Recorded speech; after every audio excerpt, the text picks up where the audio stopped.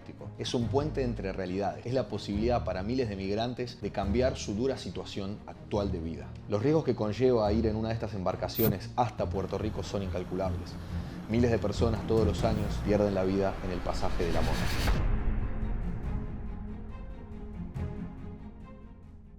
Mi nombre es Jeffrey Quiñones Díaz, sí, y yo soy el oficial de Asuntos Públicos de Aduanas y Protección Fronteriza de los Estados Unidos. De los Estados Unidos en Puerto Rico y las Islas Vírgenes. Gracias por recibirnos, Jeffrey. Vale. Un gusto charlar contigo. Claro que sí. Un placer. Bueno, hoy estamos aquí para hablar un poco sobre una situación que tiene que ver con los migrantes que llegan hasta aquí de forma ilegal. Es una situación que se viene sucediendo hace muchísimos años. En gran parte vienen personas desde República Dominicana hasta aquí y llegan en las famosas yolas, ¿no? Que son esos barcos, claro, que muchas veces no llegan, se pierden en el camino. ¿Qué trabajo están haciendo actualmente con respecto a esa situación aquí? Pues mira, el fenómeno de la migración irregular hacia Puerto Rico desde la República Dominicana a través del pasaje de la Mona lleva muchos años. Los tres grupos principales las nacionalidades que tratan de buscar a llegar a Puerto Rico, y la mayor parte de ellos lo que interesa es llegar a Puerto Rico y de Puerto Rico utilizarlo de trampolín para llegar a los Estados Unidos continentales, son personas de nacionalidad dominicana, haitiana y cubana. Nosotros hemos visto una disminución específicamente en el número de personas de nacionalidad cubana que han tratado de llegar a Puerto Rico. Llegan de alguna manera a la República Dominicana y de ahí llegar a Puerto Rico y entonces llegar particularmente al área de la Florida, igual para los haitianos.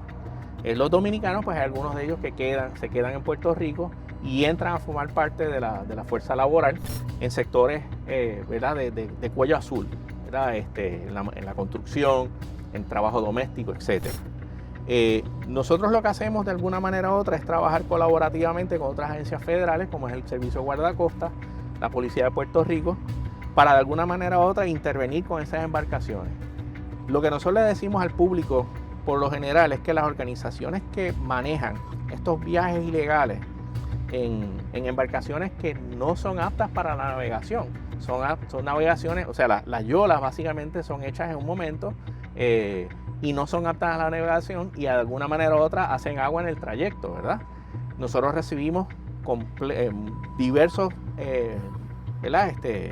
anécdotas que de alguna manera no se pueden confirmar porque no es lo mismo, por ejemplo, de que tú te montes en una embarcación formal, ¿verdad? Y cuando esa embarcación sale, digamos, de Santo Domingo, cuando llega aquí al puerto de San Juan, automáticamente nosotros tenemos un manifiesto donde sabemos quiénes son las personas y las mercancías que trae ese barco. Cuando es un viaje irregular, nosotros no sabemos quién se está montando esa embarcación. Y lo triste es tener que decirle a un familiar de que nosotros no tenemos constancia de que un familiar en el trayecto pudo haber sido, o se pudo haber ahogado, pudo haber sido empujado al agua. Hay anécdotas de mujeres que estando pasando por su periodo son empujadas al agua porque supuestamente el flujo vaginal de alguna manera u otra puede atraer un tiburón, ¿verdad? Hay muchos mitos relacionados al viaje y el viaje es peligroso no solamente por el trayecto, ¿verdad? Perdón que te detenga, sí, Jeffrey, pero, o sea, porque estamos hablando de un nivel de deshumanización completamente. O sea, las organizaciones que organizan estos viajes tratan a estas personas como mercancía. Se estima que en promedio los contrabandistas cobran entre $1.000 y $5.000 para cruzar una persona hacia Puerto Rico. En los últimos años, las operaciones conjuntas entre Puerto Rico y los Estados Unidos han aumentado en un 25% para tratar de frenar esta oleada migratoria. De la misma manera que los traen como mercancía, traen también narcóticos. Sabemos casos, por ejemplo, o hemos tenido sospechas de que cuando se mueve una embarcación y llega a algún punto de la zona oeste del país, por otro lugar, estas organizaciones están moviendo narcóticos, particularmente cocaína. Que Puerto Rico sirve de alguna manera u otra como un punto de transbordo para hacer llegar cocaína a Puerto Rico y esa cocaína llega al este de los Estados Unidos. Ahora, o sea que esa relación es directamente proporcional. Y estas embarcaciones, para quienes nos están mirando, poder comprender un poco más, ¿qué diámetro tienen? ¿Cuánta gente llevan? Bueno, una embarcación puede tener aproximadamente entre 20 a 30 pies de eslora. ¿verdad? Son embarcaciones completamente hechas en madera. Muy pocas de ellas están revestidas con fiberglass, ¿verdad? O algún tipo de revestimiento que evite que el agua entre dentro de la embarcación. La mayor parte del trayecto, las personas que están en la embarcación tienen que de alguna manera u otra sacar agua.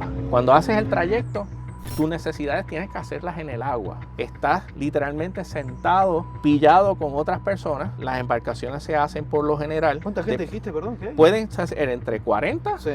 a 100 personas. Entre 40 a 100. En el pasado ha habido embarcaciones donde han tenido 150 a 200 personas. En ocasiones, cuando hacen el trayecto, utilizan un tarp, básicamente una carpa azul, para taparse y no puedan ser detectados, por ejemplo, por un avión de nosotros que de alguna manera u otra haga un reconocimiento y pueda detectar la embarcación. De todas maneras, utilizan un motor de bote Sí. de no menos de 50 caballos de fuerza. O sea que van bien lento para no dejar la estela, ¿verdad?, en el agua. La persona que lleva el barco, el capitán del barco, es una persona que está contratada por el grupo transnacional criminal, y esa persona no tiene ninguna experiencia en navegación. Le dan más o menos unos indicadores de cómo deben seguirlo y utilizan más o menos su intuición para poder llegar a la isla. El problema con eso es que al no saber navegar, hay muchas yolas que se han perdido en el agua y nunca han llegado, o nunca nosotros hemos tenido información de que hayan llegado a la isla. Ahora, ese trayecto son 130 kilómetros. 130 kilómetros. ¿Cuántos días tardan en hacer ese trayecto? Depende. Si tú tienes un bote de 30 ¿verdad?, caballos de fuerza, Sí. pues tú te puedes tardar entre 48 a 72 horas. A veces puede ser más, dependiendo de las condiciones de la mar. El problema radica específicamente en que, independientemente de que las condiciones de la mar estén como estén, el pasaje de la Mona, por lo general, tiene corrientes cruzadas. ¿Por qué? Porque es el punto más cercano entre el Océano Atlántico y el Mar Caribe. Y históricamente, ¿verdad?, este cuerpo de agua pues ha sido peligroso, ¿verdad? Hay mucha presencia de tiburones, hay muchas corrientes cruzadas y hay, pues, las embarcaciones, si tú no tienes conocimiento de cómo manejar una embarcación, pues puedes tener condiciones que te saquen del trayecto, y ha habido yolas que han llegado hasta el norte de la República Dominicana, casi hasta los Turks and Caicos, ¿verdad?, que es casi llegando a las Bahamas, o han terminado en otros sitios. Hay otras organizaciones que en el este del Caribe, pues el modo de operación es distinto. En el área del Caribe, muchas personas llegan ¿verdad?, a jurisdicciones como puede ser San Martín, que la mitad es holandesa y la mitad es francesa. No tienen visado, ¿verdad?, no hay requisito de visado para visitar. Llegan allí y utilizan embarcaciones comerciales o de placer para brincar de isla en isla y llegar a las Islas Vírgenes. Una vez llegan a las Islas Vírgenes, el objetivo es llegar a San Tomás, y de San Tomás brincar a Puerto Rico, y de Puerto Rico a los Estados Unidos continentales. ¿Cuánto dinero les cobran a estas personas para hacer el trayecto? Puede ser desde mínimo $500. Ha habido anécdotas de personas que han pagado entre $5,000 a $7,000. Mucho dinero, entonces. Demasiado, demasiado. Y lo que nos está particular es el hecho de que pagan esta cantidad de dinero cuando el proceso de visado, aunque tenemos que admitir que es un poco lento, el proceso de visado es mucho menos costoso que lo que están pagando estas organizaciones. Las organizaciones, precisamente nosotros le llamamos al grupo de personas que ellos traen indocumentados, porque en ocasiones retienen los documentos de estas personas como garantía de pago en el trayecto, ¿verdad? El tú embarcarte automáticamente te somete a esta organización, y si tú eres una persona, ¿verdad?, las personas más vulnerables, los niños y las mujeres, pues entonces pueden ser objeto de lo que ya se llama la trata de personas. Ahora, estamos en una isla que tiene una costa inmensa. Correcto. ¿Cómo es ese trabajo que hacen con la Marina ustedes en conjunto? Nosotros tenemos operaciones marítimas en diferentes puntos cardinales de la isla, tanto en el norte, el sur, el este y el oeste, y trabajamos con la Policía de Puerto Rico, que también tiene unidades marítimas, y trabajamos también con el Guardacosta Federal. Nosotros establecemos básicamente como si fueran unas áreas de responsabilidad. El guardacosta de los Estados Unidos pues tiene ya injerencia en las aguas internacionales y trabaja en este caso con la Marina de Guerra de la República Dominicana, cuando haya que transferir personas que son interceptadas en el agua. Una vez llegan a las 12 millas náuticas de lo que es Puerto Rico, pues entonces intervenimos nosotros, y si entran a las 9 millas, pues puede intervenir también la policía de Puerto Rico. Establecemos un protocolo. Una vez se intercepta una embarcación en el agua, automáticamente la subimos a un escampavías del guardacosta, y entonces son repatriadas inmediatamente. Si llegaran a la costa o llegaran a Puerto Rico, pues ya entonces la patrulla fronteriza, que es parte de Aduanas y Protección Fronteriza, pues entonces los procesa y hacemos el proceso de deportación formal. ¿Hay algún tipo de estadística de la cantidad de gente que intenta ingresar a Puerto Rico de esta forma? Aproximadamente puede ser, en los años que ha sido menos la cantidad, pues ha fluctuado entre 500 a 600 personas. Pero los años donde ha habido mucha actividad, como por ejemplo fue el 2001, el 2021, el 2022 y parte del 2023, superaron las 1.500 personas. Muchísima gente. Sí. Y eso es, digamos, lo que ustedes pudieron interceptar. Correcto. O sea que hay la misma cantidad o más todavía que de forma ilegal han podido ingresar. Puede haber un grupo significativo de personas que hayan logrado desembarcar, y una vez logran desembarcar, pues entonces las cogemos alguna parte de ellas en el proceso que tratan de llegar a los Estados Unidos continentales. Una vez que ya esas personas llegaron aquí, ¿cuál es la agencia gubernamental que se encarga de buscar a esas personas? El Servicio de Inmigración y Control de Aduanas, ¿verdad? ICE, es la agencia que tiene la responsabilidad de buscar las personas, ¿verdad?, dentro del área doméstica de los Estados Unidos. En el trabajo de prevención que ustedes hacen, me dijiste que también hacen una vigilancia aérea de la isla. Correcto. Nosotros tenemos aviones que pueden sobrevolar la isla, ¿verdad?, y sobrevolar el área para detectar embarcaciones. También utilizamos sistemas de radar, ¿verdad?, para de alguna manera u otra, con la inteligencia que recibimos, y buena parte de este trabajo se hace por las confidencias que se reciben, ¿verdad? Y las confidencias que se reciben de la ciudadanía, pues nosotros podemos atar cabos y poder establecer específicamente patrones, ¿verdad? A base de esos patrones, pues nosotros podemos detectar las embarcaciones que puedan traer o narcóticos o personas, ¿verdad? Y le sorprendería a la gente la cantidad de confidencias que sí recibimos de las personas con respecto a ese movimiento. Por diversas razones, ¿verdad? Las razones varían. Pero la realidad es que tenemos los activos para poder sobrevolar, mirar los 360 grados que representan las costas de Puerto Rico, y pues hacer un trabajo lo mejor posible para poder proteger a los ciudadanos de Puerto Rico. Un trabajo sin dudas difícil. Correcto. Arduo y que nunca termina, me imagino. Nunca termina, son las 24 horas, 365 días al año. Así que la isla está, en este momento, mientras estamos hablando, está siendo vigilada por agua y por aire. Correcto.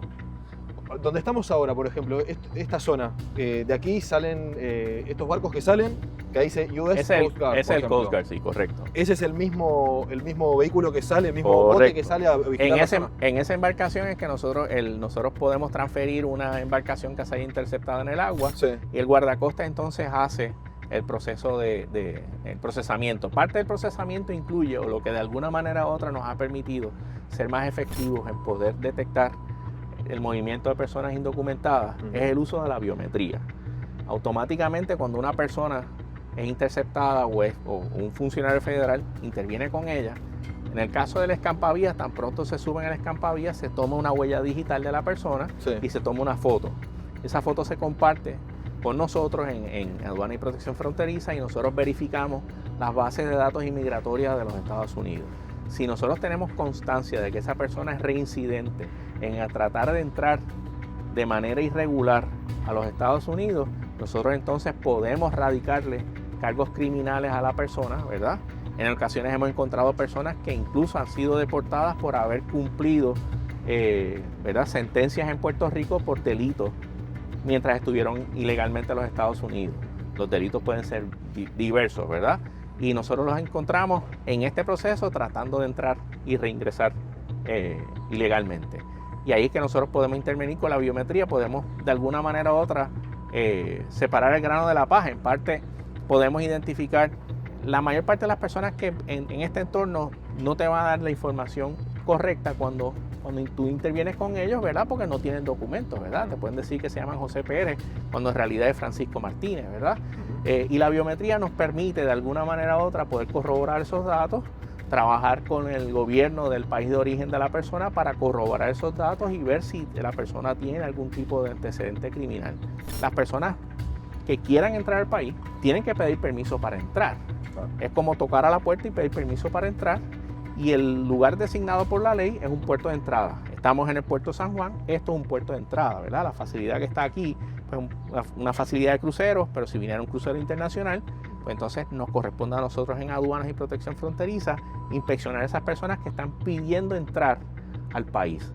Si tú entras en otro lugar que no es el designado como la puerta de entrada, tanto para personas como mercancías, entonces es un delito federal.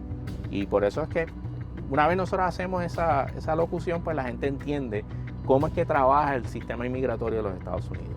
Quienes ustedes identifican como reincidente, ¿cuál es la pena en expectativa que esa persona podría llegar a cumplir?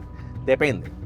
La ley establece que si es reincidente una sola vez, ¿verdad? Fue deportado la primera vez, básicamente la persona es deportada y se le da una advertencia y se le dice tú puedes solicitar permiso para entrar, ¿verdad? Si es la segunda vez que reincides entrar ilegalmente, puede convertirse en un delito menos grave que conlleva una pena de entre 6 meses y el pago de una multa de $500 o más. Ahora, si es una tercera o cuarta vez, o si está relacionada al hecho de que tú cometiste un delito en tu país de origen o un delito en los Estados Unidos y fuiste deportado, entonces las penas pueden ser mayores, de entre 10 años a 20 años. Aún la ley establece que si habiendo sido reincidente en eso y se te da por ejemplo, si es la primera vez y se te prohíbe regresar en 5 años, después de esos 5 años, tú puedes solicitar un visado para venir. O sea que la ley va al punto de establecer de que aun cuando cometiste ese delito, tú puedes pedir permiso para entrar. Yo creo que este es un tema que da para que nos quedemos hablando 3 horas, Correcto. Porque tiene tantas aristas, tantas partes, tanta información, tantas cosas que se pueden hablar, que se pueden discutir, que se pueden dialogar, pero nos quedaríamos todo el día y sé que vos estás ocupado. Entonces, lo último que te quiero preguntar es esto.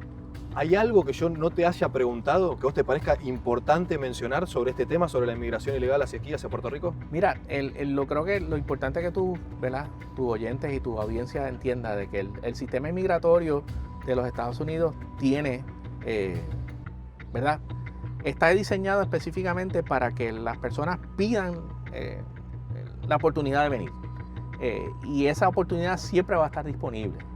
Y el objetivo del sistema, o el objetivo de nosotros, es que la gente pida la oportunidad de venir, ¿verdad?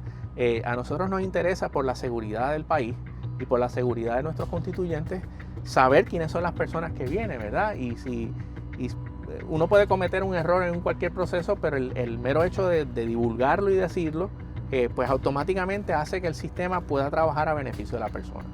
Y eso es lo que yo creo que la gente a veces no necesariamente entiende. Hay un interés de venir, pero la realidad es que hay que cumplir con la ley. Y nosotros pues estamos en el negocio, o básicamente nuestra responsabilidad ministerial es cumplir con la ley y hacer a la gente cumplir con la ley. Para aquellos migrantes que logran llegar a Puerto Rico, los problemas no terminan allí. Sin documentación, enfrentan barreras para acceder a los servicios básicos que cualquier ser humano necesita para poder desarrollarse. Y además, corren el riesgo de poder ser detenidos y deportados de vuelta a su país. Así como también están expuestos a abusos laborales y sexuales. Estamos con la licenciada Karen Escaley, especialista en el tema de la inmigración. Correcto, llevo 23 años trabajando exclusivamente el tema de las leyes de inmigración para los Estados Unidos. Muchísimas gracias por recibirnos aquí en su estudio. Mucho gusto. Bueno, un poco el tema que hoy nos trae a charlar con usted y para que nos explique el marco legal, es el tema de la inmigración hacia la isla de Puerto Rico. En primera instancia, me gustaría hablar sobre la migración que viene de República Dominicana. Aquellas personas, por ejemplo, que llegan aquí a Puerto Rico, se han viralizado muchos videos donde la gente llega en esos barcos improvisados, de la forma que pueden, llegan aquí y están de forma irregular, obviamente, porque no tienen ningún proceso legal. ¿Se puede legalizar esa gente? Bueno, primero hay dos maneras de que llegan. Llegan o los que vienen con visado, que vienen con visas de turista, o el que la necesidad, ¿verdad?, le obliga a venir sin inspección, que es el que viene por el agua. Estas personas arriesgan su vida, condiciones súper complicadas, peligrosas, llegan a los Estados Unidos y la realidad es que legalizarse en los Estados Unidos, el que llega, que no ha sido inspeccionado, es muy difícil. Es difícil porque no pueden ajustar el estatus aunque se casen con ciudadano americano en los Estados Unidos. se hizo un perdón, ¿verdad? En los tiempos de Obama aprobaron un perdón para estas personas que les permite, si tienen una relación de buena fe, radicar un perdón si pueden demostrar que el ciudadano americano sufriría un prejuicio extremo e inusual. Si migración aprueba ese perdón, entonces la persona tiene que ir de vuelta a la República Dominicana, al consulado americano, para que entonces le aprueben la visa en el consulado y entonces puedan regresar. Estas personas obviamente no pueden tener historial criminal, no pueden haber tenido una entrada anterior a los Estados Unidos y tienen que tener primero una relación de buena fe, una petición aprobada de familiar extranjero y después un perdón aprobado que ha demostrado, ¿no?, que el ciudadano americano sufriría un prejuicio extremo e inusual. Fácil no es el proceso, totalmente discrecional, y hay muchos que radican y no pueden convencer al gobierno de los Estados Unidos de ese prejuicio extremo e inusual que sufriría el ciudadano americano. Y en ese caso, que continúan igualmente viviendo aquí, están de forma irregular, ¿cuáles son los perjuicios, digamos, a nivel legal que tiene esa persona? ¿Qué cosas no puede acceder? Bueno, no va a tener derecho a beneficios públicos, obviamente. Está siempre a la dispensa que inmigración se tope por ellos y le comience un proceso de deportación ante la corte. O sea que ciertamente es muy limitada la vida que pueden tener en los Estados Unidos, pues porque no van a tener permiso de trabajo, y van a estar siempre en una comunidad marginada que a la misma vez es esencial para la economía. Y actualmente, ¿desde qué otros países de Latinoamérica llegan personas aquí? ¿De qué forma? ¿Regular, irregular? Puerto Rico es un puente para los Estados Unidos, o sea que en mi práctica yo veo muchos casos de personas que vienen de Latinoamérica, Venezuela, una cantidad muy alta. Muchos vienen con visados, o sea, visas de trabajo, visas de inversión. Venezuela no le aplican las visas de inversión, pero hay muchos ciudadanos venezolanos que tienen nacionalidad dual con otro de los países que sí están en el tratado de visado de inversión. Hoy día la realidad de Venezuela ha llevado que muchos entren por la frontera también de manera ilegal, pidiendo asilo a los Estados Unidos. Han entrado muchos de Venezuela, Cuba, Haití, con un parol humanitario que se dio en los tiempos de Biden, que seguramente lo van a quitar próximamente cuando entre la nueva administración. Es más, ya se habló en estas últimas horas, mientras se está grabando este video, se habló de la posibilidad de declarar como un estado de emergencia en los Estados Unidos y a partir de allí iniciar una deportación masiva. Bueno, sí, parte de la campaña del presidente electo de los Estados Unidos es hacer una deportación masiva y ha dicho, entre todas las cosas que dice, que estaría utilizando al military service para poder ayudar a asistir en esta deportación masiva. No sabemos cómo verdaderamente va a ser eso, ya que una deportación masiva le va a costar millones y billones a los Estados Unidos, pero es parte de la campaña, es parte por lo que fue electo y sabemos que sí van a haber unos cambios significativos en los Estados Unidos, van a haber unos cambios que ciertamente van a afectar a la comunidad inmigrante y el que esté fuera de estatus va a tener que ver la posibilidad va a existir la posibilidad de que sí pase por un proceso de deportación de los Estados Unidos. Actualmente aquí en su práctica, de cada 10 personas que vienen a consultarle, ¿cuántos se encuentran de forma irregular y cuántos tienen algún permiso y están intentando? Bueno, en mi práctica personal yo manejo y soy especialista en temas de business immigration. Eso es inmigración a través de trabajo, a través de negocio.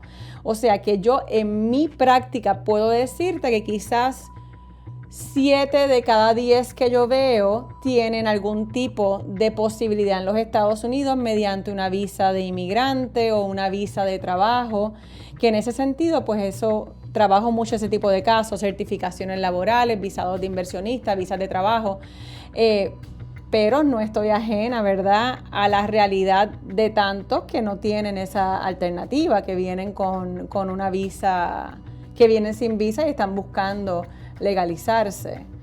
Y aquellas personas que vienen, estos 7 que vos me mencionás, que vienen, que tienen alguna suerte de visa de negocio, que vienen a abrir algo, ¿cómo es ¿Cómo puedo hacer para aplicar, por ejemplo? Bueno, pues todo depende de la nacionalidad. Lo primero que hay que ver es si la persona va a ser elegible para un visado de inversionista y si tienen la capacidad económica y tienen los fondos disponibles para invertir en los Estados Unidos. Eso se hace mucho para europeos. Argentina casualmente está en el listado de países elegibles para visados de inversionistas. ¿De cuánto dinero estamos hablando? Bueno, las regulaciones no establecen un número mágico. Yo siempre les recomiendo a mis clientes 60, 80 mil dólares. Obviamente, Inmigración va a requerir y el Departamento de Estado va a requerir que sea suficiente para que ese negocio pueda darse. Los fondos tienen que estar en riesgo. Quiere decir que el dinero se tiene que invertir en los Estados Unidos antes de uno hacer la solicitud. O sea que ahí hay que tener la capacidad de invertirlo, armar lo que sería el negocio o la actividad comercial que quieren hacer en los Estados Unidos y entonces una vez uno tiene la evidencia de dónde provienen los fondos, de que los fondos han sido invertidos, entonces se hace el proceso para pedir una cita en el consulado. En el caso de los argentinos, en Buenos Aires, se envía un paquete, se revisa y entonces le van a dar una cita posterior.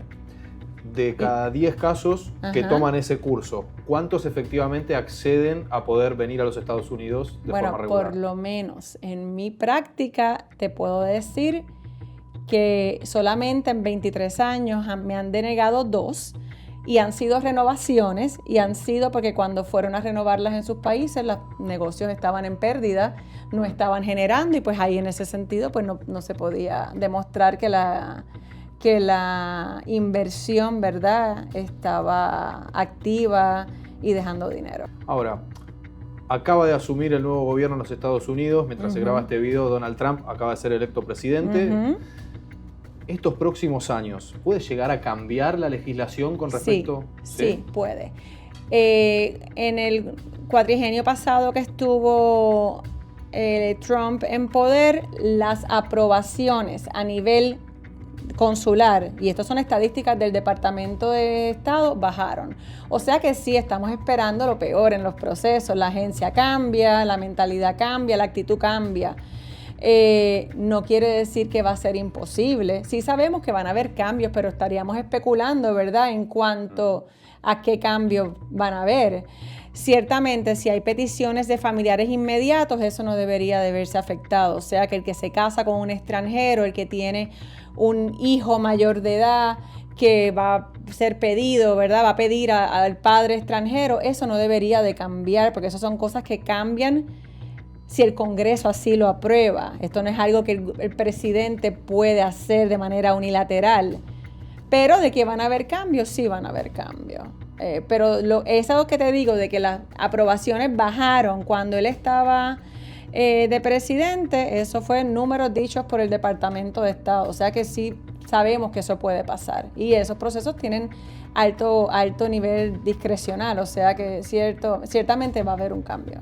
¿Qué consejo le darías a alguien que está mirando este video en Latinoamérica o en cualquier otro país y está evaluando la posibilidad de venir de forma irregular a los Estados Unidos y a Puerto Rico en particular? De manera irregular no le puedo recomendar que venga. Yo entiendo que hay situaciones humanitarias, que hay veces que las personas se ven desesperadas, pero Estados Unidos no va a ser en los próximos 4 años una nación muy humanitaria y una nación que va a estar buscando, ¿verdad?, cómo ayudar al prójimo. Estados Unidos no sería mi primera opción. O asesórese con la doctora Karen y quizá puede hacerlo de forma legal, ¿o no? Asesórese porque hay veces que hay remedios, hay posibilidades y asesórese y coja aquí más de una consulta. No le digo que me llame a mí, llame a varios abogados porque al final del día en esta práctica también desafortunadamente la gente es tan vulnerable que hay que caer en las manos correctas porque hay veces que se hacen promesas que no se pueden cumplir los abogados o los profesionales. Eso hay que también, si suena demasiado fácil, preocúpese, porque normalmente no es tan fácil. Si usted es víctima de un delito, de una serie de delitos en los Estados Unidos, puede ser elegible, ¿verdad?, para una visa. ¿Cómo sería? Explíqueme un poco más. Eso sería una visa U si usted es víctima de violencia doméstica o es víctima de algún delito en contra de su persona. Hay procesos siempre y cuando la policía o el fiscal el gobierno tiene que firmar un documento y tiene que decir pues que usted está siendo parte de un proceso de investigación y todo eso, y ahí le pueden dar una visa por un tiempo. Por un tiempo. Claro, por un tiempo. ¿Y Normalmente se dan por 3 años y hay posibilidades de uno pedir una residencia a través de eso, pero eso es una minoría de personas que son elegibles a eso, obviamente. Claro, es un caso muy particular. Son casos muy particulares que tiene que tener el aval y el consentimiento del gobierno, sea el policía que investiga, sea el fiscal que está viendo el caso, que tiene que firmar ese formulario diciendo que están de acuerdo, ¿no?, con que le den un tipo de visado, y eso es el primer paso. Después de eso queda que todavía inmigración tenga que evaluar si es elegible o no. Última pregunta, sé que es una mujer muy ocupada. Algo que yo quizás no le haya preguntado sobre el tema de la inmigración que le parezca importante resaltar. La importancia de que se hagan trámites por vías legales y canales legales. ¿Por qué? Porque de lo contrario, llega a los Estados Unidos, va a ser parte de una comunidad que está marginada, una comunidad que muchas veces se aprovechan de esa vulnerabilidad. Cada persona es un mundo. Hay situaciones que a veces obligan. Yo sé que el que llega a los Estados Unidos de manera ilegal no lo hace porque quiere, no quiere dejar su país. A veces lo tienen que hacer por razones de que los persiguen, son víctimas de violencia, quizás tengan posibilidades de pedir asilo en los Estados Unidos, pero de nuevo, el asilo también es algo que es súper discrecional. No todos los casos son aprobados y son procesos que, aunque son muy lentos y le van a dar eventualmente un permiso de trabajo, pero se va a gastar miles de dólares y si no tiene un caso sólido, no vale la pena tampoco irse por esa avenida. Si la Corte de Inmigración determina que su caso es frívolo, es una prohibición permanente hacia los Estados Unidos. Asesórese bien. No cometa fraude, porque son cosas que el gobierno nunca va a perdonar y lo va a marcar y lo va a seguir, y asesórese bien.